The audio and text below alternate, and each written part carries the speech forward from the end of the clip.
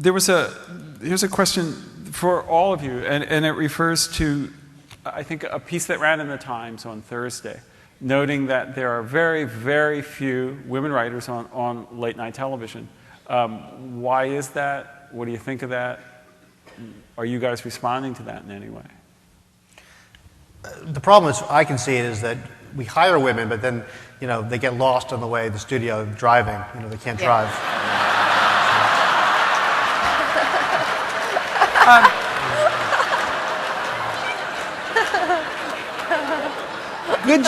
Good joke, really good joke. But it does sort of dodge the question a bit. A bit?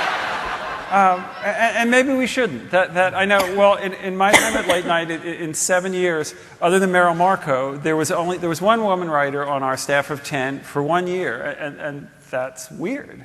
The proportion of women that we hire is about in proportion to the proportion of women who send us applications. It's very, very few. It's relatively small.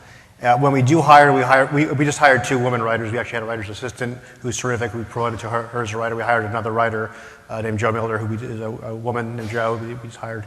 But we read admissions on the basis of what is the funniest thing that we see, and we hire completely colorblind, gender blind, and whatever. It makes us frankly very uncomfortable, and it means I inevitably get that question at things like this, and we're not happy about it. We'd rather have a completely 50-50 writing staff as we do in every other department in the building, actually with the exception of yours. Sam is at the moment the only female full-time correspondent. We have Kristen Shaw as well, which is also not good because we're trying to parody newscasts, and newscasts are 50-50 men and women. Everybody knows that I would kill another woman on staff, so they don't even try. But all I can tell you is I can promise you that it is in no way, and I think you will agree, the result of any kind of conspiracy or effort. It makes us, we're not happy about it. We're generally not happy about it. I like defensiveness as much as anybody, but I wasn't so much trying to put your particular show on the spot, but I think it's a broader question that there are very, very few women writing in all of late-night television, and just what do you make of that as comic professionals? This is weird. I'm going into weird territory for me, but I have a lot of... and I don't know that this is representative in any way, but this is just the world that I am living in. I know women writers, and I know male writers too, of course. I know writers. And they ask me all the time, what are the submission requirements? What kind of a package do I need to pull together? And almost invariably, when I tell them what the requirements are, they don't believe that they're capable of doing it. And I encourage them to do it. If they want to try it, they should definitely try it, or give it the old heave-ho and the old college try. But I don't think that they do. I don't know if it's a function of just sort of not. I think in many ways it has to do with their own sort of sense of self-esteem. But to not even be willing to try it is a very interesting kind of... my friend was asking me what the requirements are for Jimmy Fallon's show, as if I would know. I mean, I don't know anything about it.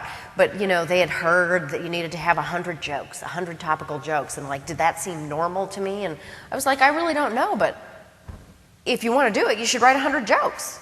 I don't know what else to tell you. I mean, this is the submission package. Put it together or don't put it together. But if you're not going to put it together, you really can't complain that you're not being represented. You got to put it together. I have one other possible element that may or may not be dominant, but the reason you would want to have female writers in the room is for the very nature of having a feminine voice, a feminine perspective, a feminine point of view. And the writers' rooms that I've observed and been part of are a very male energy. It gets pretty raw. It can start out with the guys being very respectful of the fact that there's a woman in the room, but when you're working those late hours and you're jamming and you're looking for the inspiration and you're trying out it's a very freewheeling environment, as you guys know, and those rooms get really That's true, but that would be a reason why women maybe would be scared away once they were hired. But the women that we've had on staff, we've never had that problem. I mean, they fit right in, they come in perfectly, and you know they adapt that and they sort of make it their own, and it's never been a problem. How many has John had sex with? Does that go on in late night? One or the other. Yeah.